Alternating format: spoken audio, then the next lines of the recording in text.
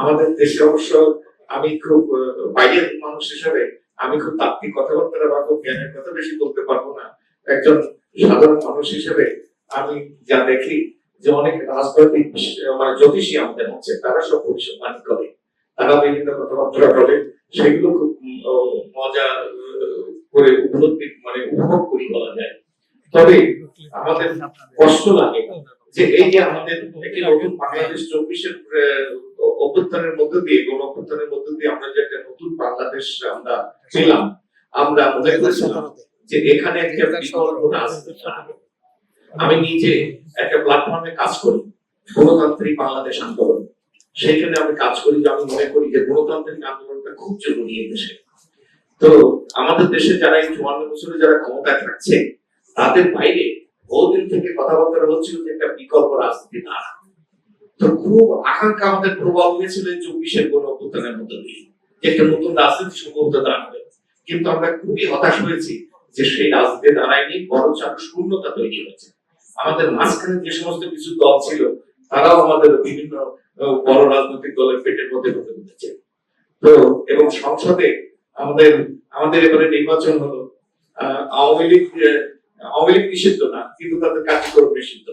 তারপরে ওই যারা একসময় যৌথভাবে সরকারে ছিল দুবার, বিএনপি আর জামাত, সে আমাদের গ্রামে কথা আছে যে আমরা মামুরা, ওই তারাই মিলে এখন সংসদে গেছেন। তারপরেও আমরা আশা করেছিলাম যে হয়তো রাজনৈতিক সংস্কৃতি পরিবর্তন হবে, আমরা হয়তো ক্রমান্বয়ে একটা, আমরা যেহেতু নানান রকমের টানাপোড়েন বা খেলাধুলার মধ্য দিয়ে আমরা আসছি, হয়তো একটা রাজনৈতিক সংস্কৃতি পরিবর্তন হবে।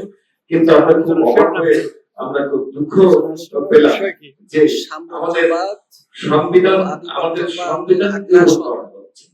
সংবিধান মেনে আমাদের যারা এই রাষ্ট্রপতির কাছে শপথ নিয়েছিল উপদেষ্টা হিসাবে, তখন লজ্জা করে নাই।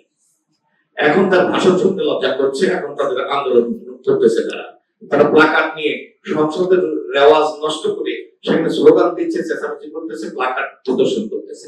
আর সবচেয়ে মানে বেআইনি কাজ করবে একটা, যে আমাদের জাতীয় সঙ্গীতকে অবমাননা করে তারা বসে থাকে। অনেকে বলে যে ওই মুক্তিযুদ্ধের চেতনার কথা বললে কেউ অনেক সময় ট্রল করে, বলে যে আমাদের নতুন প্রজন্মের সংখ্যাই তো এখন বেশি, মুক্তিযোদ্ধারা ক্রমান্বয়ে কমে যাচ্ছে, যারা আমরা যুদ্ধ অংশগ্রহণ করেছি বা মুক্তিযুদ্ধে যারা দেখেছেন তাদের সংখ্যা কমে যাচ্ছে, আর যারা দেখেন তাদের সংখ্যা বাড়তেছে। এবং এদের কাছে হুজুগ হলো প্রিয় বিষয়। তারা বলে যে এই সমস্ত চেতনাধারীদের কথা শুনে লাভ নাই, বস্তাবস্তার কথা শুনে লাভ নাই। কিন্তু 71-এর আমরা জামাতের ভূমিকা 71 দেখি না, এই যুগে তো দেখছি দেশে আমার জাতীয় সঙ্গীতকে শ্রদ্ধা করে না, সে তার বিপরীত অবস্থান নেই। তো সুতরাং এই অবস্থাটা আমাদের আসলে দেখা দরকার। একটা মজার কথা বলতে ইচ্ছে করছে, মানে একটু ধর্মীয় বিষয় নিয়ে খুব তৈরি হয়, সেন্সিটিভ ইস্যু।